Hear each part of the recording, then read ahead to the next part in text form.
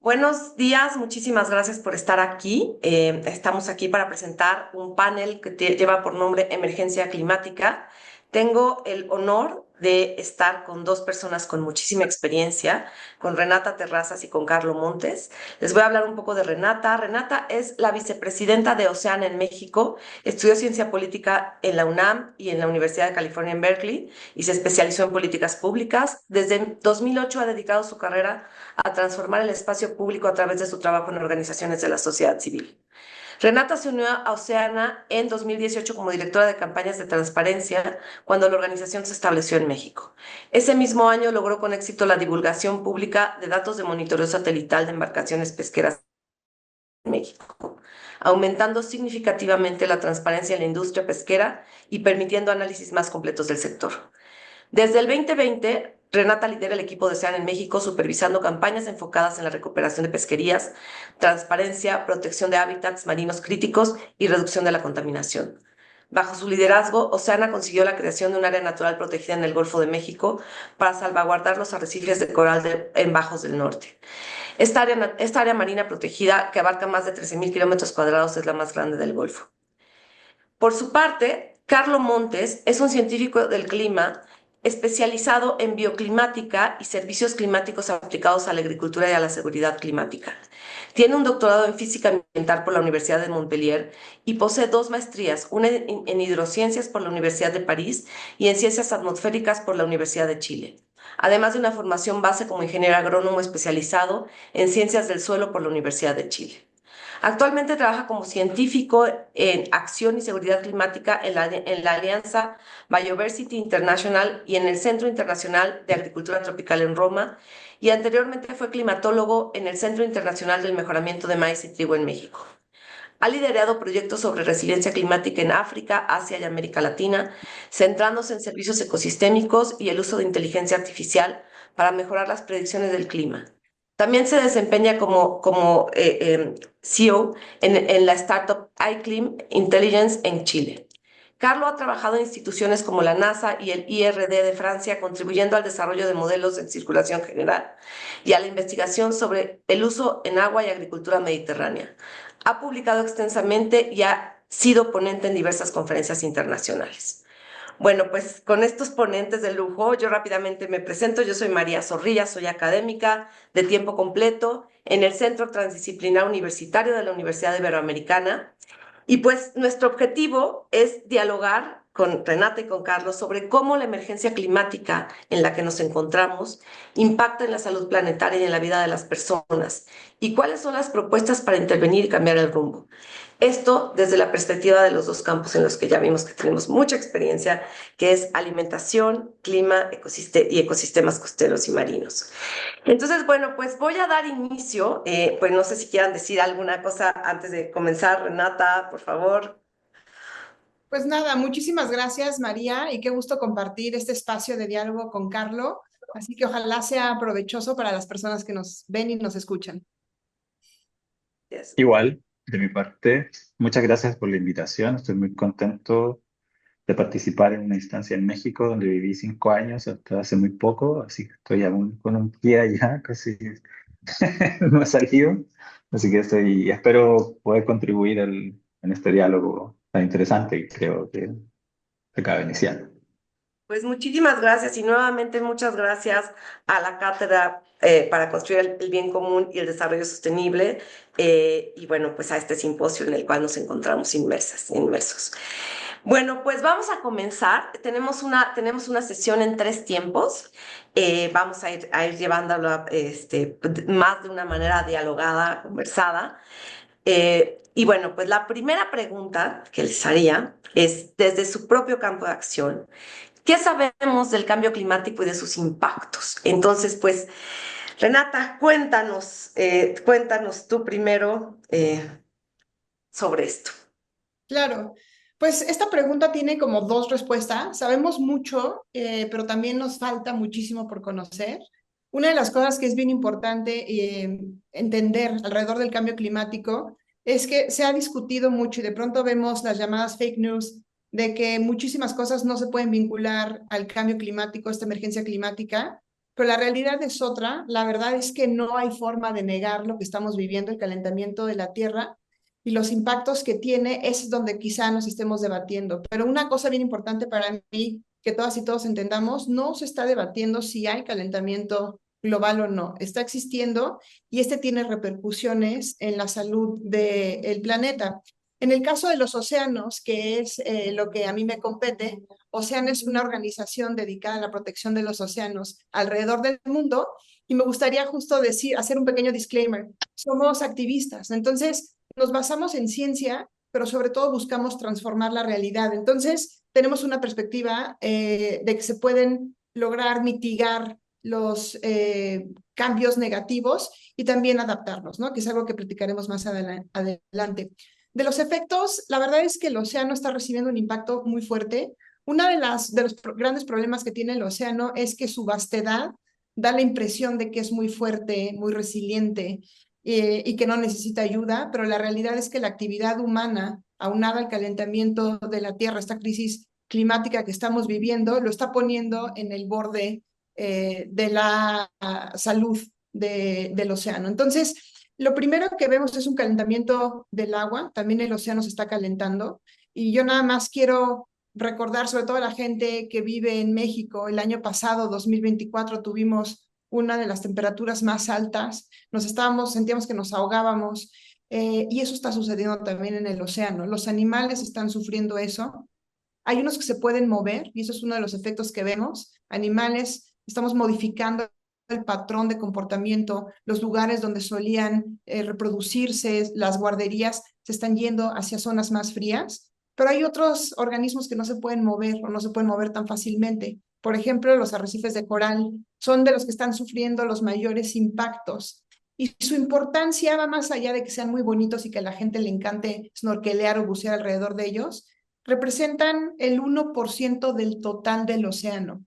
Sin embargo, son fundamentales para la vida del 25% de las especies marinas y son la frontera, la primera línea que está recibiendo los impactos de este calentamiento. La otra cosa que sucede es la acidificación del mar. Y esto es estamos absorbiendo, el mar está absorbiendo muchísimo carbono y eso transforma procesos químicos y empieza a destruir larvas, empieza a destruir los propios arrecifes de coral y justo va dañando a los diferentes ecosistemas. Y a esto hay que sumarle algo, que este calentamiento del agua genera huracanes más violentos y menos predecibles. Lo estamos viendo en México, lo vimos con Acapulco, pero lo vimos también con este cambio en el Atlántico, en el Golfo de México, donde por primera vez la península de Yucatán recibió un huracán de norte a sur. Entonces, esto hace bien complicado a las poblaciones poderse adaptar a huracanes que rápido se convierten en categoría 5 y que pegan en zonas sin el tiempo de adaptarse. Entonces, esto a grandes rasgos, lo que vemos es mayores fenómenos naturales que se convierten en desastres naturales para las poblaciones costeras, es mayor calentamiento del agua que rompe procesos biológicos, cambia los procesos migratorios, modifica el proceso de reproducción de las especies y la acidificación del océano que daña a las larvas sobre todo y a los arrecifes de coral. Y esto al final del día lo que hace es al océano menos competente, menos capaz de ayudarnos en el cambio climático. Y nada más para decir una cosa que es bien importante. Pensamos en absorción de carbono y pensamos en oxígeno y nos vamos a los bosques y selvas, que por supuesto son muy importantes. Sin embargo, es el oxígeno, el océano, el mayor productor de oxígeno. Genuinamente es nuestro mejor aliado en el cambio climático y es el que menos atención está recibiendo. Muchísimas gracias, Renata. Ahorita profundizaremos un poco más en eso. Le quiero dar primero la palabra a Carlos y luego platicamos un poco más el tema. Carlos, adelante, por favor. Bueno, muchas gracias. Por supuesto, mi perspectiva va desde los ecosistemas terrestres. Quisiera también em, contribuir un poquito en lo que dijo Renata en cuanto a que no se está debatiendo sobre el cambio climático. Hay gente que quiere instalar que existe un debate entre que existe el cambio climático y no, y ese es un debate ficticio. No existe evidencia científica de que no existe el cambio climático, que sería lo opuesto. Yo, como científico del clima, tengo resultados que muestran que no hay calentamiento. Bueno, eso se mide, así que no se puede negar lo que se mide. Y lo otro es que ese calentamiento no se debe a la actividad humana y no existen trabajos al respecto. Entonces, ahí existiría un debate científico, pero no existe. Así que es muy relevante tener eso en consideración. Y desde el punto de vista de la ciencia, del clima y por supuesto de los ecosistemas terrestres ha avanzado mucho desde que se descubrió esto, el cambio climático, cuando científicos de la NASA en Nueva York estaban estudiando la atmósfera de Venus y se desencadenó toda una serie de sucesos y terminaron descubriendo el cambio climático en la Tierra. Ya hay muchas mediciones, muchos sistemas de monitoreo satelitales que demuestran que hay un aumento de la temperatura global sostenido, que es muy asociado al aumento de las concentraciones de CO2 y de gases de efecto invernadero que han aumentado exponencialmente durante el último siglo. Y eso desencadena eventos extremos de temperatura que cada vez son más frecuentes, aumento del nivel del mar, la frecuencia de eventos de lluvias extremas, etcétera. Todo eso con una física muy clara en cuanto a la asociación entre un evento y otro, bastante estudiado. Todos los años, incluso todos los meses, ya estamos lamentablemente acostumbrándonos a que agencias internacionales de monitoreo y de simulación del clima como la NASA, como el Centro Europeo a través del Copernicus Climate Change Service, nos muestran que el último año fue el más cálido en el registro, el último junio fue el más cálido en el registro. Ya superamos este límite que que se designó en el Acuerdo de París de 1,5 grados, y eso es todo monitoreo, no tiene que ver con proyecciones futuras a las cuales no tenemos acceso, pero sí conocemos sistemas y hemos avanzado mucho en el modelamiento del clima como para poder proyectar el futuro y tener un rango de escenarios posibles que lamentablemente también estamos batiendo récords, porque ya hay registros históricos como para comparar los primeros escenarios proyectados futuros y lamentablemente esos registros nos muestran que estamos en un escenario extremo. Siempre se genera un abanico de posibles futuros, trayectorias en el clima, desde el más frío hasta el más cálido. Y los registros muestran que estamos sobre ese límite más cálido, lo cual es muy lamentable. Y hay muchos indicadores al respecto del contenido de calor en el océano, el derretimiento de los hielos en Groenlandia, por ejemplo, la Antártica, que están asociados al aumento global de la temperatura, no a factores regionales como cambio de uso del suelo, etcétera. Eh, las olas de calor están siendo cada vez más frecuentes en países como donde yo vengo, y hay lugares donde la temperatura llega a 40 grados, cosa que yo nunca viví y nunca se registró antes. Las sequías, hay lugares donde ya las sequías llevan 8 años, 10 años, y que cuando se suman a temporadas de calor muy intenso, se desencadenan, por ejemplo, incendios forestales tremendos, como vimos. Disculpen que cite mi país, pero lo entiendo más fácil. En Chile, el año pasado, hace 2 años, en California, lugares que son muy similares en términos de clima, con una temporada seca y cálida que coincide. Y esto trae otros efectos en la economía, en la agricultura, etcétera. Las lluvias que ocurrieron en Valencia, asociadas a una baja segregada que tiene un vínculo directo con el aumento de la temperatura atmosférica.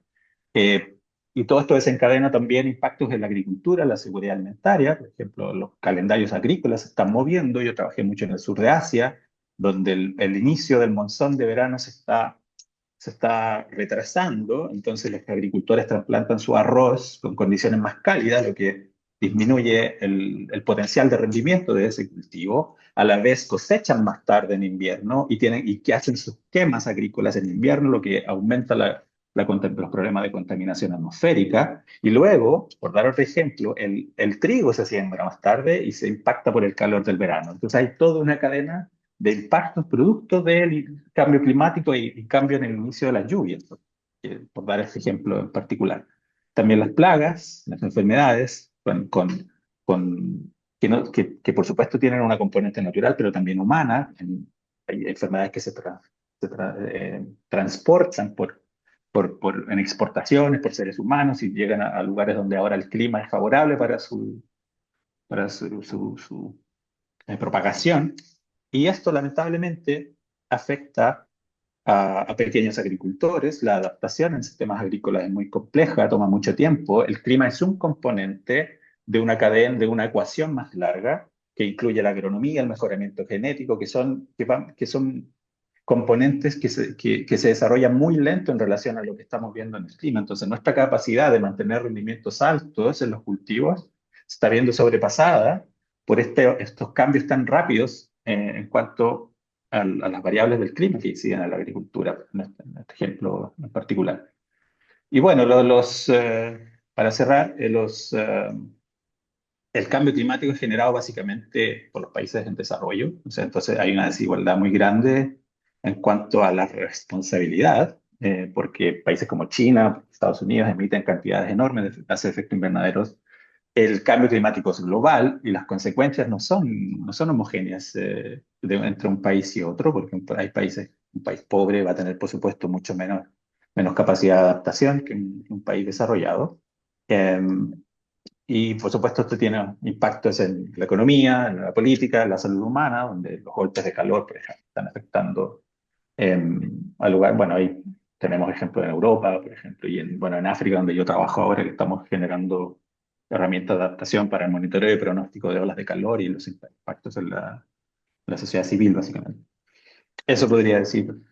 Ojalá Sí, me ajuste al en tiempo. realidad, pues de entrada, muchas gracias porque tenemos dos perspectivas muy importantes. Tenemos la perspectiva, bueno, Andrea, la perspectiva del sistema global que nos está dando tanto Carlos como Renata, del sistema global, el sistema climático es un sistema complejo del cual dependen muchas cosas y que sus cambios, sus movimientos están afectando a todo, a los ecosistemas terrestres, a los ecosistemas costeros y marinos.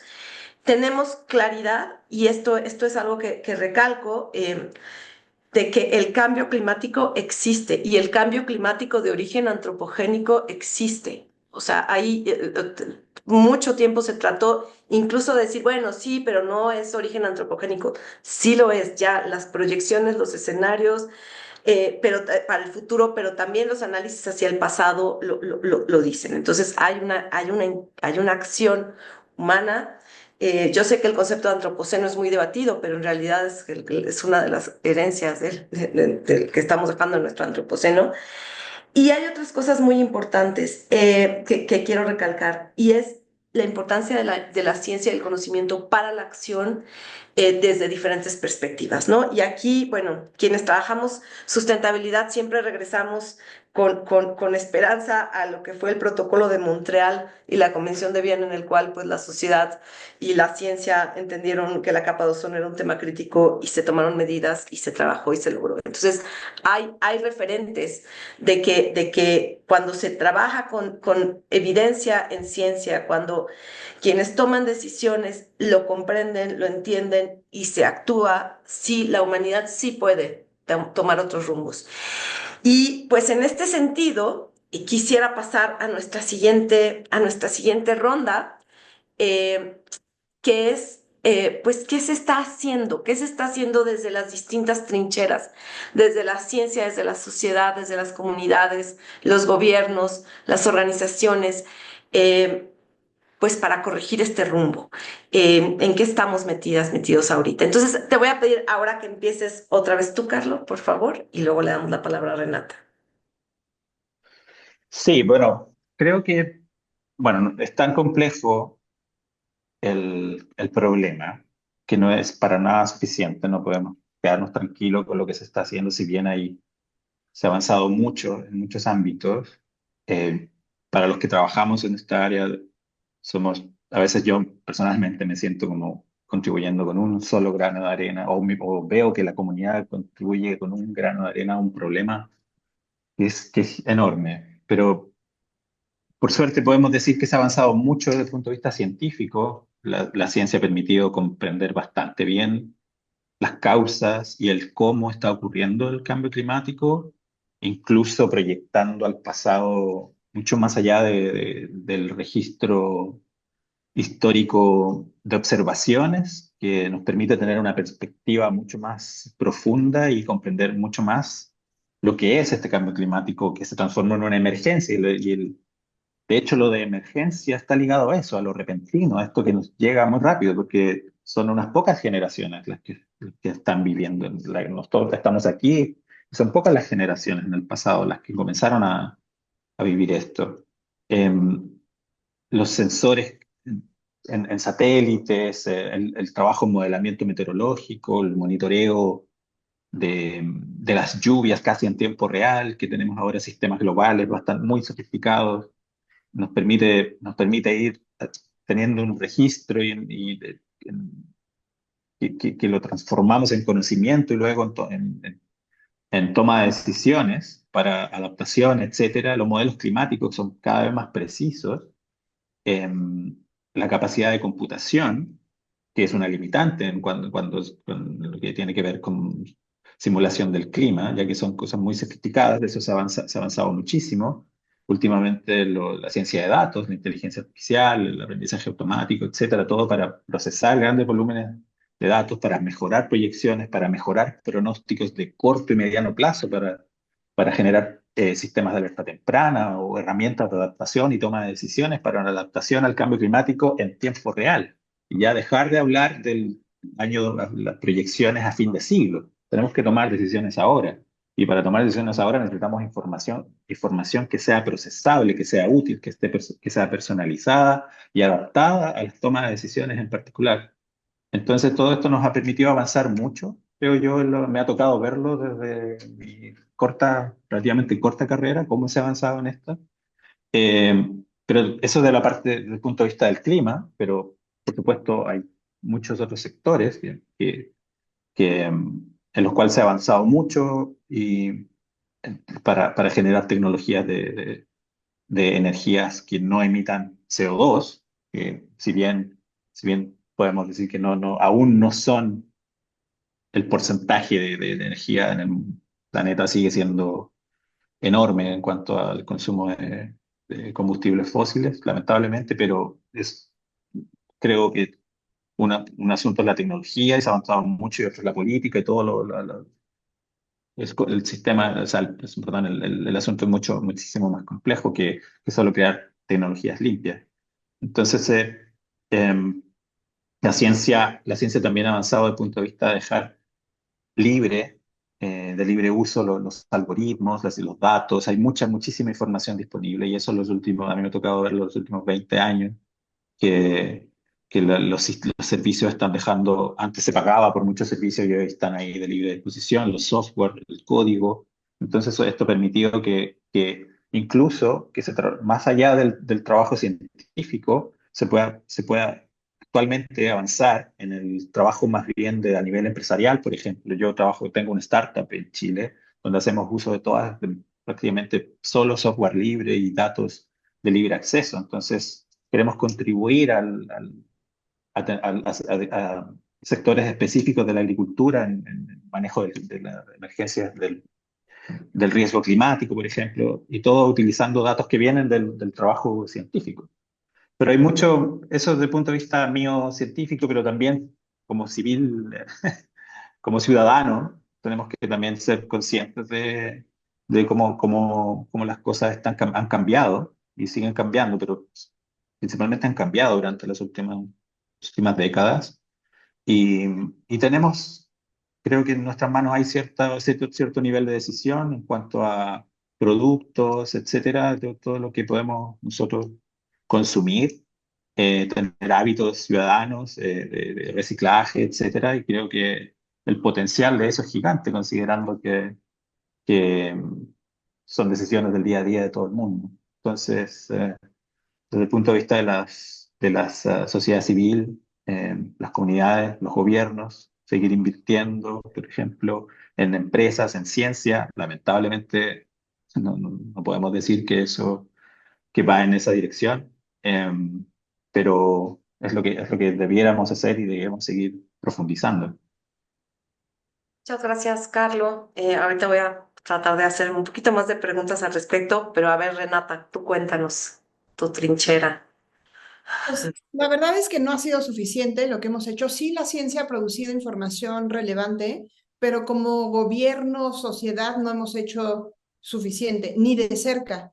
Tenemos el Acuerdo de París. Estados Unidos acaba de salir del Acuerdo de París. Están llegando presidentes que niegan la crisis climática, la emergencia climática, que le continúan apostando a la extracción de combustibles fósiles como si no hubiera mañana. Técnicamente nos están llevando a no tener un mañana. Entonces, no hemos reducido emisiones, no solo como deberíamos, ¿no? Las energías renovables avanzan muy despacio y además no sustituyen a la quema de combustibles fósiles, simplemente añaden más energía. Entonces, eso es un problema y viene porque no modificamos nuestro modelo de consumo. Seguimos queriendo tener todo el tiempo, todas las frutas, todas las verduras, todos los pescados, estar siempre en un clima de 24 grados centígrados donde estemos. Entonces, hay unas cosas, carros, o sea, hay una serie de cosas que el consumo que estamos teniendo sigue produciendo y sigue siendo viable en la mente de las personas que solo quieren tener y acumular más capital, que sea relevante acumular capital ahora, aunque estemos condenando a la humanidad en el futuro.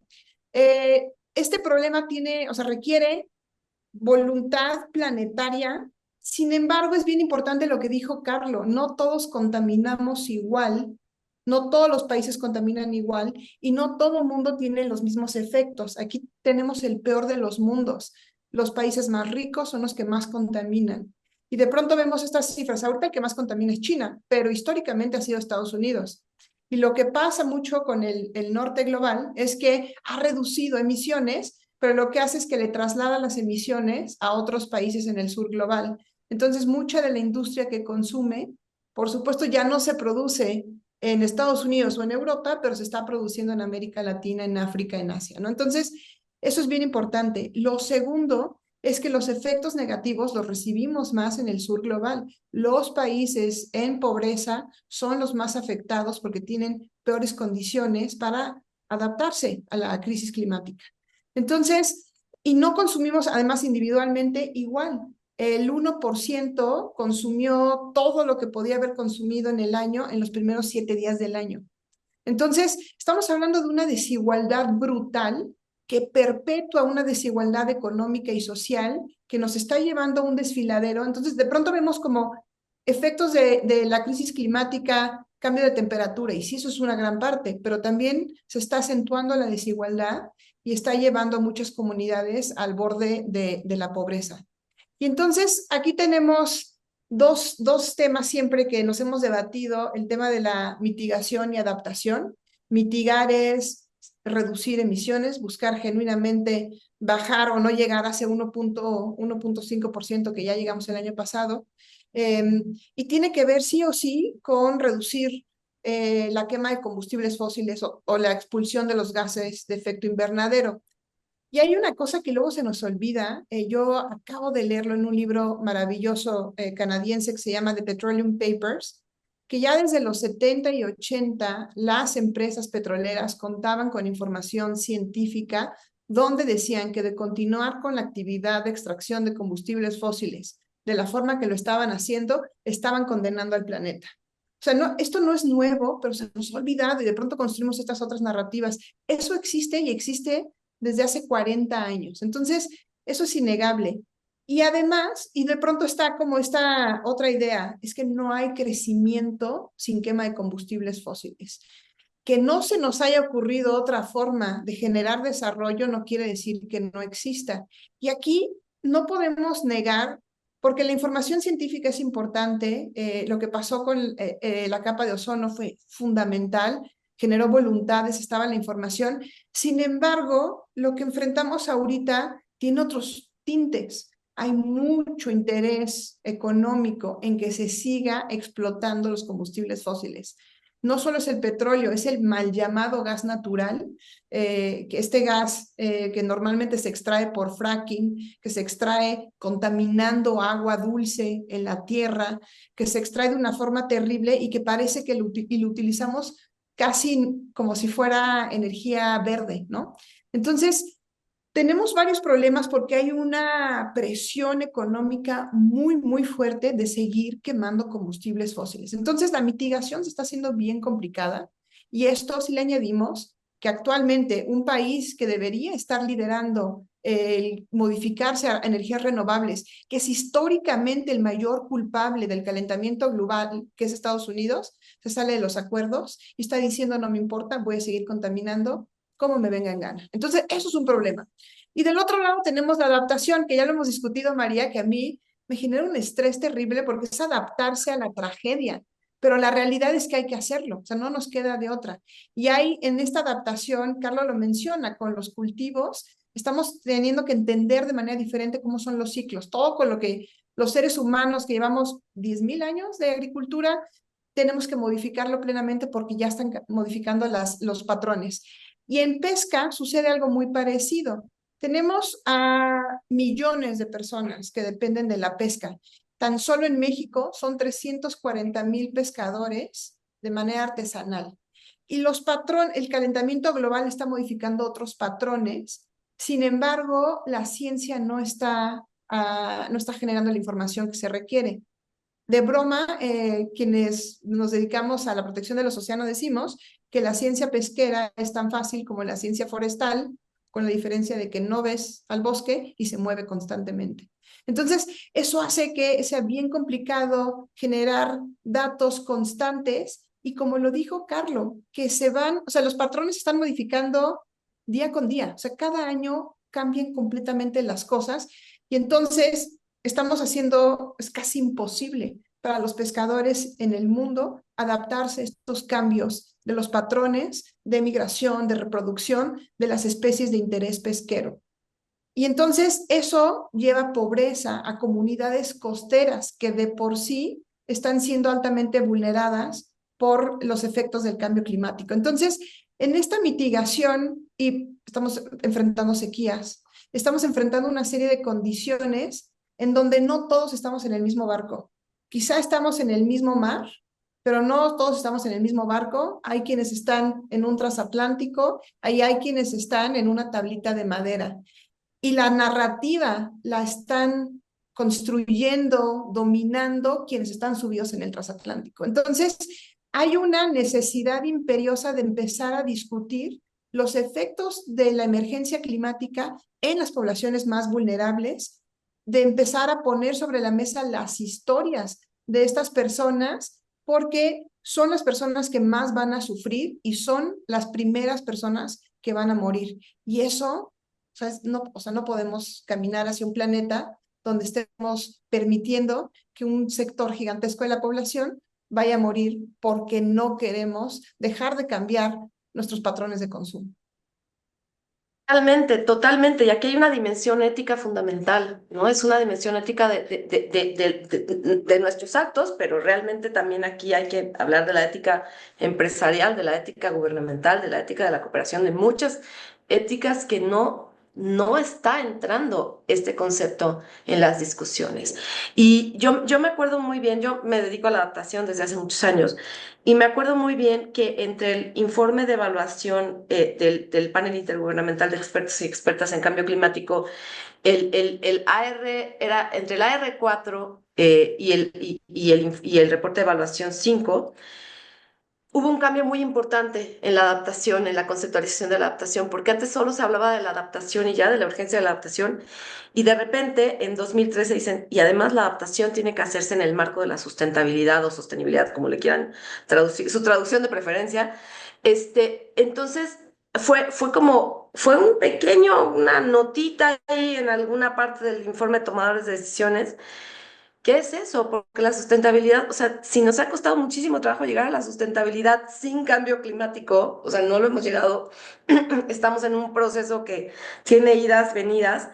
El cambio climático lo que nos pone es una prisa tremenda, ¿no? Para que justamente este concepto de lo socialmente justo no quede fuera de las discusiones. Em, y bueno, pues yo ya sé que yo soy la moderadora, no tengo que hablar tanto, pero sí creo que hay discusiones que tenemos que empezar también a decir y hablar y visibilizar, que son discusiones mucho más profundas de la justicia social, de la justicia climática, de la justicia ambiental en general. Y también, o sea, lo que sea económicamente viable y ambientalmente sostenible es fundamental, pero también justo. Y entonces, bueno, pues vamos hacia la siguiente sección. No voy a hablar yo tanto, lo prometo. Y es, pues, cuáles son, cómo podemos ver el futuro distinto. Y yo aquí les pido también que piensen en los jóvenes. eh, hay una parte de la juventud que está siendo muy sensible a estos temas, que lo está viendo y muy desgraciadamente con un mensaje que les hacemos llegar, bueno, espero que yo no, pero muchas de las personas adultas que es, pues nosotros ya, ya lo hicimos todo mal, ahora les toca a ustedes hacerlo todo bien, que me parece un mensaje de lo peor, porque en realidad es como, bueno, ahí les dejé la casa desordenada, les toca a ustedes arreglarla y que no se les caiga. Y pues no necesitan eso, no necesitan ni nuestro catastrofismo, ni nuestro cinismo, necesitan que les demos rutas, que les demos propuestas y que las trabajemos en conjunto. Entonces, pues, ¿cuáles serían esas rutas y propuestas? Adelante, empezamos con Renata ahora y luego con Carlos. A ver, Renata. Gracias, María. A mí siempre esta parte es la que más me gusta. Soy activista porque sé que existe la posibilidad de cambio, ¿no? Y a eso le apuesto. Coincido contigo, a las nuevas generaciones los hemos bombardeado de catastroficismo. Entonces todo está mal, la casa se está incendiando, ya no hay nada que hacer. No es cierto. Sí hay muchas cosas que hemos hecho mal, sí hay muchas cosas que requieren acción urgente, pero hay muchísimas formas de darle salida. Y el primer llamado es eso, si hay una ruta para modificar las cosas, si hay una ruta para recuperar la salud planetaria y para ayudar a las personas a que se adapten mejor. La segunda es que amo y adoro los cambios individuales, pero son muy limitados. Y además caen en un individualismo que no lo necesitamos. Lo que necesitamos es la acción colectiva. Y necesitamos que la gente se sume a procesos de transformación colectiva, de cambio colectivo, más allá de partidos políticos, más allá de incluso de autoridades específicas. Lo que necesitamos, y va a salir muy abstracto, pero quiero empezar por ahí, necesitamos fortalecer los modelos democráticos. Y modelos democráticos no votar por quién nos va a representar. Modelos democráticos donde las personas agarremos el proceso de toma de decisiones y podamos tomar decisiones de cómo se gestiona un río, de dónde, qué se construye y qué no se construye en la costa. Voy a poner un ejemplo de una comunidad que yo admiro muchísimo. Es el Cuyo, en Yucatán. Mucha gente no la conoce. Es el último municipio que hace frontera con Quintana Roo. En Quintana Roo lo que hemos visto en toda la Riviera Maya es un modelo de desarrollo terrible, donde se favorecen los grandes capitales y las comunidades sufren y todo se destruye la costa, se quita manglar, se quitan ecosistemas costero-marinos súper importantes para la salud. Y entonces lo que vemos es destrucción total. La gente va, está en sus vacaciones, la ve lindo, se regresa y no vuelve a ver el desastre que ha creado este modelo. Pues el Cuyo en Yucatán hace frontera con este estado que ha destruido prácticamente toda la costa. Y una de las cosas que hemos visto es un campo pesquero, el 45% de la población son pescadores. Y lo que hemos visto es que empezaron a ser expulsados porque había interés de tomar esa costa y de construir estos grandes desarrollos por estos mismos hoteleros. Y los pescadores estaban siendo expulsados. Entonces, lo que han comenzado es un proceso democrático donde van tomando decisiones sobre su propia comunidad. No está en su interés construir estos grandes hoteles que los van a expulsar de las zonas donde tradicionalmente pescan y los van a convertir en empleados. No lo quieren. Entonces, también tenemos que confiar en que las gentes de las comunidades suelen tomar mejores decisiones por las comunidades que la gente de la capital o la gente más estudiada que nada más está tras incrementar el dinero, ¿no? Entonces, necesitamos fortalecer estos espacios porque van a ser las personas que defiendan en primera línea los procesos de qué se puede construir, qué no, qué se puede hacer. Y en esa línea, en Oceana, le apostamos a que sean las y los pescadores quienes formen parte de los procesos de toma de decisión, qué debe o qué no debe suceder en el mar. De pronto hablamos de economía azul y suena bien bonito, pero tenemos barcos enormes que van a empezar a entrar al Golfo de California para transportar gas hacia Asia, gas que viene de Estados Unidos, que a México no le deja ni un peso, pero va a acabar con la vida marina. Le empezamos a apostar a continuar extrayendo petróleo del Golfo de México, costa de las comunidades que viven en la costa. Si esas decisiones se las dejamos a la gente que vive en esos lugares, yo podría asegurar que el resultado sería distinto. ¿Por qué? Porque les interesa de primera mano protegerlo. Entonces, hay una necesidad de fortalecer estos modelos democráticos y dejar que la gente tome sus propias decisiones. Lo tercero tiene que ver con sumarse. De pronto, habrá quien esté muy ocupada con su día a día, pero ahí es cuando hay gente que dice, yo soy apolítica. Eres ser humano, eres político. O sea, no hay forma. Puedes no ser partidista, bien, pero somos animales políticos. No lo digo yo, lo dijo Aristóteles. Y nos importa porque vivimos en comunidad y hay una serie de toma de decisiones. Pero entiendo que no todo el mundo le pueda dedicar el tiempo a ser activista. Un ejemplo, y voy a hacer un pequeño comercial, en Oceana acabamos de lanzar una campaña para ponerle una línea a la exploración petrolera y a la explotación petrolera en el Golfo de México. Estamos dibujando una frontera donde decimos ya no, y ya no se pueden expandir en aguas profundas. Y lo que hemos hecho, hemos lanzado una convocatoria a la gente para que se sume, para que firme con nosotras y se sume a esta campaña, que es una carta, un comunicado que le va a llegar a la presidenta Sheinbaum. Y creo que ese es uno de los mecanismos, junto con otras acciones y actividades que tienen la propia academia, pero que tienen también las organizaciones de la sociedad civil, que le estamos diciendo a la gente, si hay una ruta, si hay un camino, sobre todo a la gente joven que nos está viendo, puede ser desde dar una firma hasta involucrarse activamente en un proceso y sobre todo tomar conciencia de que hay que apostarle a entrarle a la comunidad política y tomar decisiones. Hay que fortalecer los espacios democráticos. Muchísimas gracias, Renata. Carlo, cuéntanos las rutas desde tu perspectiva. Interesante. Yo no soy activista, entonces pongo atención.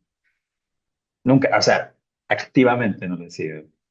Creo que todos somos un poco activistas en con nuestras convicciones, de lo que nos interesa. Yo con el tiempo me fui transformando a ser el científico frente a la computadora 12 horas a alguien que interactúa un poco más y trata de comunicar un poco. Creo que hay algo, aquí ya uno habla más como ciudadano, o sea, por ejemplo, a mí me duele mucho la desinformación que existe actualmente. Es algo porque incluso pasa a ser una opción, porque también hay información para contrastar o profundizar un poco, pero da la impresión de que hay una parte de la sociedad que por opción se desinforma o se informa mal y eso lo mantiene dentro de un flujo, no sé, social. Eso me preocupa mucho porque se contradice con todo lo que dije antes. Toda la información que se genera, no solo científica, sino que todo eso se traduce, se transfiere eh, como fuente de información, pero parece que no estamos siendo exitosos con eso. Entonces, y retomo lo del debate ficticio del cambio climático. Si uno hace una encuesta, muy probablemente van a decir, no, pero hay gente que dice que no existe el cambio climático, entonces no están de acuerdo los científicos. Eso es falso. Entonces, eso es manipulación de la información. Ahí ya podemos entrar en otros temas o sea, de medios de comunicación, etcétera. Pero en algo estamos fallando, la comunidad no solo científica, sino que en general. Entonces mi mensaje, muy como persona, es informarse bien y no creer todo lo primero que surge en redes sociales. Hoy en día estamos bombardeados de basura, lamentablemente, en el océano y también en las redes sociales, en todas partes. Eh, También he aprendido en el último tiempo a descubrir otras áreas de acción. A mí personalmente me interesa mucho entregar un mensaje a las generaciones nuevas, los estudiantes, por ejemplo, de que se hagan parte de esto, que se informen, pero también que se hagan parte y vean, y por muy difícil que parezca, porque son problemas globales, Tú, Renata, mencionaste algo, que igual somos individuos y la suma de individuos genera una sociedad, no sé, pero que se hagan parte y vean oportunidades en esto. Eh, Mi carrera cambió mucho con el tiempo. Yo partí como estudiante, quería ser el académico universitario clásico y terminé siendo una combinación de diferentes componentes, incluyendo la empresa privada. Tengo una empresa privada que es pequeña, pero queremos contribuir y creo que lo vamos a hacer. Y nos estamos haciendo parte, y me estoy personalmente y con un equipo que he creado haciendo parte de este problema desde diferentes ángulos, desde la ciencia, desde la más dura que hacía la NASA y ahora lo más aplicado, interactuando con campesinos en África, campesinos en India, en Bangladesh, donde uno ve, he tenido la suerte, la fortuna de entender los problemas y contribuir desde la ciencia a alivianar al menos, porque siempre son cosas más complejas. Pero esa complejidad puede ser una oportunidad para que todos actuemos desde nuestro ángulo. Yo desde el clima, otro desde la ciencia económica, otros desde las ciencias sociales, eh, la salud. Hay todo, aquí ya deja de ser un problema de la comunidad científica climática, ni de la sociedad directamente impactada. Hay una cadena de cosas. La salud es afectada, la salud mental es afectada cuando la gente no tiene capacidades de adaptación o de mitigación, como lo puede ser un aire acondicionado. O sea, estamos hablando que es muy caro. Claro. Y en lugares donde las temperaturas realmente están subiendo, eso tiene un impacto, y lo estamos estudiando en algunos lugares de Kenia, que los adolescentes no quieren ir a clases, no quieren ir a estudiar, porque es tan abrumador el calor y la humedad, que no quieren ir. Y esto es terrible, tiene consecuencias generacionales, podríamos decir.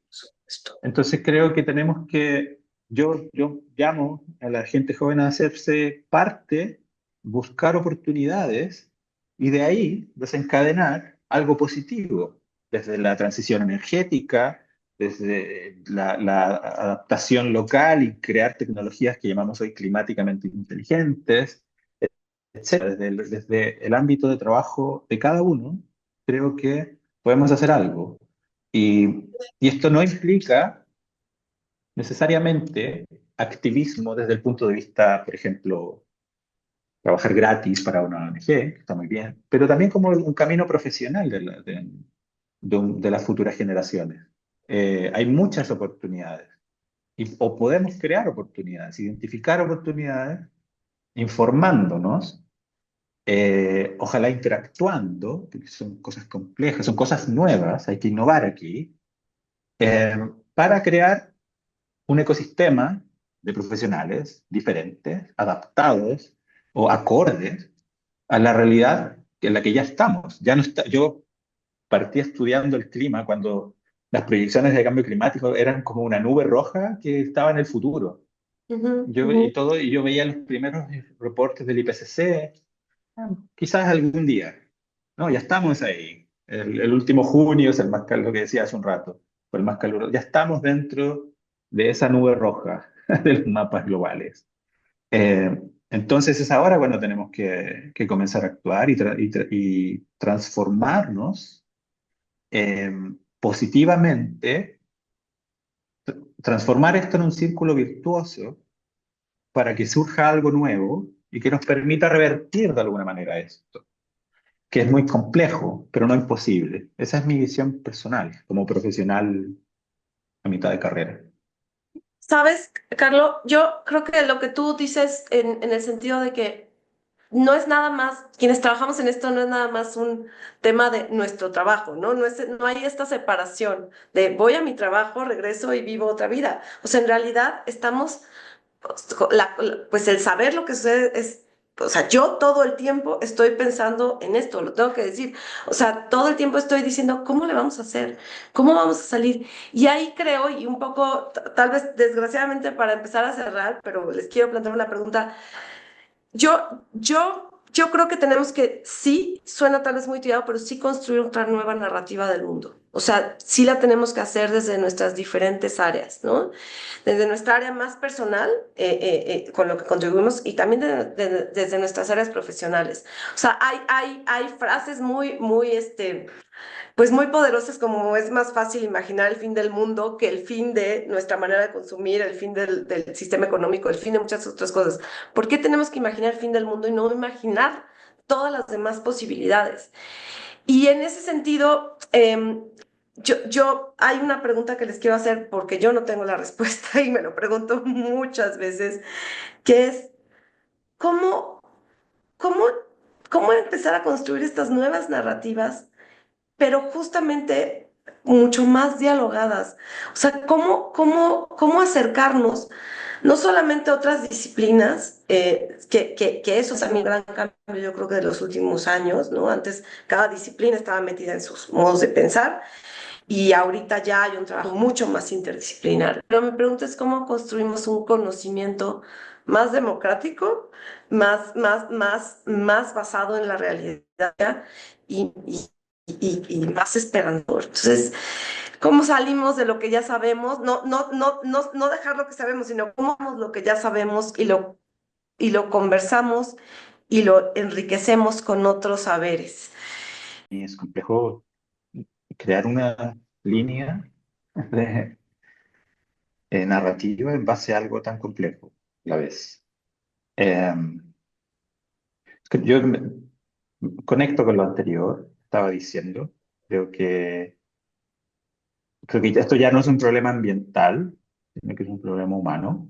Y como problema humano podemos desagregar la sociedad y cada componente de la sociedad tiene algo, tiene algo de conexión con estos problemas, tarde o temprano, directa o indirectamente. Entonces, al estar todos involucrados como sociedad o sociedades, desde el país más desarrollado hasta el campesino más remoto en algún lugar, hay siempre una conexión. Entonces, ahí surge esto complejo, este otro nivel de complejidad, en el cual como todos nos alineamos, ¿qué hacemos para alinearnos frente a algo, frente a una decisión, por ejemplo?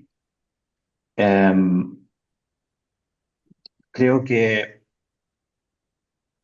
creo que el hecho de que sigamos siendo tan individualistas nos juega muy en contra, porque creo que ese probablemente puede ser el punto de partida para comenzar con un camino, en un camino de solución a este problema que es global, complejo y de largo plazo. No es un problema que se solucione así. La capa de ozono fue más sencillo, entre comillas, porque era un problema puntual, estos gases específicos que se emitían. Y es un caso de éxito, se puede decir. Se redujo mucho, se prohibieron esos gases, pero claro, ahora no, ahora es algo que tiene que ver con la esencia de la actividad humana, el consumo de energía, el consumismo, el querer tener más, porque sí, Ujú. en muchos casos, y acumular, el desconfiar del otro, por eso yo acumulo para poder protegerme del otro.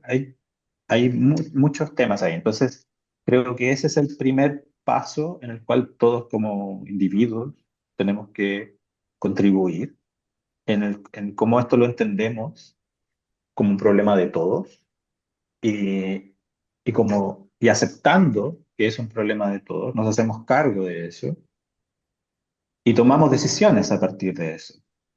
Decisiones que vayan, ahí vamos a tener un abanico gigante de Ujú. trayectorias, pero que en algún momento tienen que converger en algo. Y ese algo tiene que ser nuestro bienestar y el bienestar del planeta, porque lo que estamos dañando es el planeta y el planeta nos está dañando a nosotros de alguna manera, en respuesta con altas temperaturas, etcétera. Eh, creo que hay un desafío fuerte en eso, como sociedad, casi filosófico, Ujú. de cómo mejoramos nuestra convivencia, pero a nivel global, no solo entre individuos, sino que entre sociedades, por así decirlo. Muchas gracias, Carlos. Renata. Yo, lo primero que, a ver, si hay alguien aquí que nos está viendo que está inconforme, eso es una belleza. O sea, es extraordinario que estén inconformes con lo que están viviendo, con el mundo que están viviendo. Solo veamos qué se puede hacer. Lo primero es, si hay culpables, la verdad, ¿no? Entonces, y si somos unos más víctimas que otros, también es cierto, pero cambiemos un poquito la narrativa en el sentido de cómo nos vemos a nosotros mismos. No somos sujetos apáticos, no somos un mueble donde solo le suceden cosas, somos sujetos activos, somos sujetos políticos o sujetas políticas. Entonces necesitamos empezar a modificar esta narrativa sobre nosotras mismas, sobre nosotros mismos. Sí podemos ser el cambio, pero solo sí, siempre sí, si lo hacemos de manera colectiva. Entonces, esa inconformidad, busquen quién más de sus compañeras, compañeros sienten exactamente lo mismo. No esperen a que alguien les vaya a solucionar el tema. Y ha habido también estas otras narrativas de va a venir una tecnología que no es cierto. No va a haber forma. O sea, no, eso no va a pasar. No va a venir, no vamos a tener otro planeta y si lo tenemos no va a ser para todos. No va a venir una tecnología y si llega va a llegar muy tarde, donde muchísima gente ya haya muerto y vivido bastante mal sus últimos años. Entonces, lo que requiere es que empecemos a identificar de manera conjunta qué podemos hacer. Y la otra es que tampoco se sientan mal si no pueden hacer nada porque están involucradas o involucrados en otro tema que les mueve. Si son feministas, si les importan los temas de desigualdad, si están involucrados en temas de discapacidad, o sea, si ya están involucrados con una causa, más bien dialoguen, busquen quienes están tratando de trabajar el tema ambiental, porque además están muy relacionados, ¿no? Y hay grandes textos donde se involucra perfectamente el feminismo, la desigualdad con los temas ambientales, pero tampoco quieran abarcar todo, no se va a poder, ¿no? Entonces, si ya están metidos en una causa, sigan, pero manténganse informando. Hay una cosa, y lo decía Carlos, necesitamos, desafortunadamente tenemos que seguir combatiendo la desinformación. Se pueden generar materiales, la verdad es que si algo sabe la gente joven es usar redes sociales, es movilizarse a través de redes sociales. Yo en teoría soy primera generación millennial, pero a veces siento que soy más boomer que otra cosa, entonces no soy tan millennial como quisiera, pero allá afuera hay gente muy creativa, joven, que cuando se acerca con nosotros en Oceana es maravilloso lo que hacen porque generan materiales que pueden consumir las juventudes y que además socializan y más que generar ansiedad, les generan paz y un camino posible. Y en este, para cerrar, voy a volver a meter un gol, pero en este cambio de narrativas, justo es algo que estamos buscando hacer en el Golfo de México. La campaña que lanzamos se llama El Golfo de México nos une y por supuesto tiene que ver con el cambio de nombre que le han hecho al Golfo de México, pero pelear que se llame Golfo de México por sí solo no tiene sentido. Ese cambio tiene que ser para modificar nuestra visión del Golfo de México como un lugar industrializado donde solo se extrae petróleo a un lugar que es fuente de vida y de bienestar para las comunidades costeras. Y eso es lo que estamos buscando, crear esta nueva narrativa sobre el Golfo de México. El Golfo de México nos une, que es poder ver el futuro, el bienestar para las personas y los animales, que es lo que justo ahorita necesitamos empezar a pensar, qué es lo rescatable, qué es lo salvable y cuáles son las acciones concretas que tenemos que hacer como país y como comunidad para tener un futuro para las siguientes generaciones. Pues, Carlos, Renata, yo siento que estamos más bien en el inicio de una gran conversación que podríamos seguir teniendo durante semanas. Eh, que ha sido para mí un placer esta moderación. Me deja muchas ganas de seguir conversando con ustedes. Y pues les agradezco muchísimo su tiempo, les agradezco muchísimo pues compartir su experiencia, agradezco también mucho a la cátedra Mariscal por habernos dado esta oportunidad y al quinto simposio de innovación para el bien común y desarrollo sostenible y pues sigamos pensando en este bien común. Muchas gracias. A ti, María y Carlos, muchas gracias. A la cátedra también. Muchas gracias. Espero que, como tú dices, sea el inicio de una gran conversación. Espero haber contribuido. Me voy con mucho, gracias a la intervención de Renata y tuya, María. Así que muchísimas gracias. Hasta la próxima. Muchas gracias.